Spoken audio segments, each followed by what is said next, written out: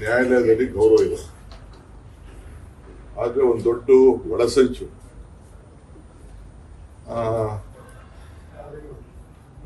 ಇನ್ನೇನು B report file ಮಾಡುವಂತ ಸಂದರ್ಭದಲ್ಲಿ ಸಿಬಿಐನವ್ರು ತಗೊಂಡ್ಕೊಂಡು ಒಂದು ದೊಡ್ಡ ಕಿರುಕುಳ ನೀಡಿ ಈ ಪ್ರಕರಣ, ಯಾಕೆಂದ್ರೆ ಟ್ರಯಲ್ ಎಲ್ಲ ನಾವು ನೋಡಿದ್ದೇವೆ. ಸೊ ಒಳಸಂಚಿನಲ್ಲಿ ಇವತ್ತು ವಿನಯ್ ಕುಲಕರ್ಣಿನ ತಿಳಿಸಿದ್ದಾರೆ. ಇನ್ನ ಬೇಕಾದಷ್ಟು ಅವಕಾಶ ಇದೆ. ನಾನು ಚರ್ಚೆ ಮಾಡಿದ್ದೇನೆ ಅವ್ರ ಜೊತೆ, ಕುಟುಂಬದಲ್ಲಿ ಕೇಳಿದ್ದೇನೆ. ಅವ್ರು ನಂಬಿರೋಂಥ ದೇವ್ರ ಮೇಲೆ ಎಲ್ಲ ಕೂಡ ನನ್ನ ಹತ್ರ ಸತ್ಯ ಮಾಡಿದ್ದಾರೆ, ನಾನು ತಪ್ಪು ಮಾಡಿಲ್ಲ ಅಂತ. ಇವತ್ತು ಕೂಡ ನನಗೆ ಅವ್ರ ಮೇಲೆ ನಂಬಿಕೆ ಇದೆ.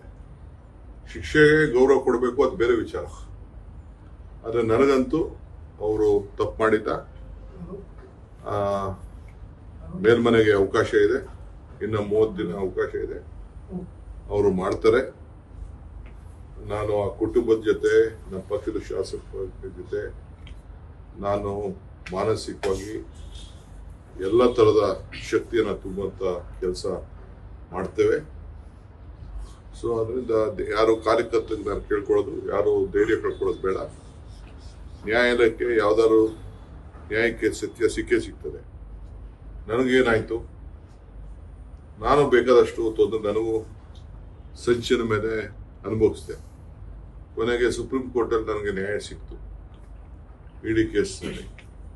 ಹಂಗೆ ಮೇಲ್ಮನೆ ಕೋರ್ಟ್ಗಳಿದೆ, ಮೇಲ್ಮನೆ ಕೋರ್ಟಲ್ಲಿ ನ್ಯಾಯ ಸಿಗ್ತದೆ ಅನ್ನೋ ಒಂದು ವಿಶ್ವಾಸ ನನಗಿದೆ. ಸರ್, ಒಳಸಂಚು ಅಂತ ಅಂದ್ರೆ ಯಾರ ಕೈವಾಡಗಳಿರ್ಬೋದು ಎಲ್ಲ ಟೈಮ್ ಬಂದು ಹೇಳ್ತೀವಿ. ಸಿಬಿಐಗೆ ಹಾಕುವಂತ ಸಂದರ್ಭ ಏನಿತ್ತು, ಸಿಬಿಐ ಕೊಡುವಂತ ಸಂದರ್ಭ ಏನಿತ್ತು, ಸಿಬಿಐ ಕೊಡಿಸ್ತೀನಿ ಅಂತ ಹೇಳುವಂತ ಸಂದರ್ಭ ಇತ್ತು. ಈಗ ಯಡಿಯೂರಪ್ಪನವ್ರು ಹೇಳ್ತಾ ಇದಾರಲ್ಲ, ನಾನು ಅವತ್ತೇ ಹೇಳಿದ್ದೆ ಅಂತ. ಮುಂಚಿತವಾಗಿ ಹೆಂಗೆ ಮಾಡೋದಿತ್ತು.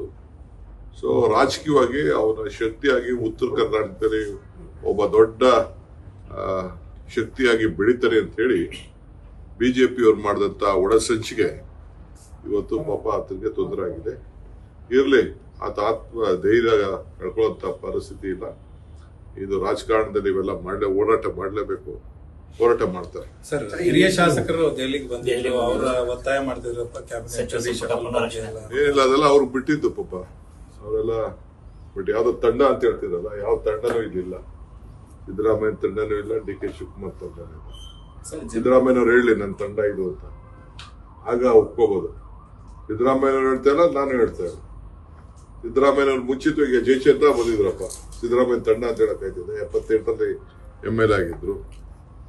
ಅವರೇನು ಪುನರ್ರಚನೆಗೆ ದೆಹಲಿ ಹಂತಕ್ಕೆ ಬರುವಂತಹ ಪರಿಸ್ಥಿತಿ ಒಂದು ಮುಖ್ಯಮಂತ್ರಿಗಳು ಚೀಫ್ ಮಿನಿಸ್ಟರ್ ಅದಕ್ಕೆ ಉತ್ತರ ಕೊಡ್ತಾರೆ.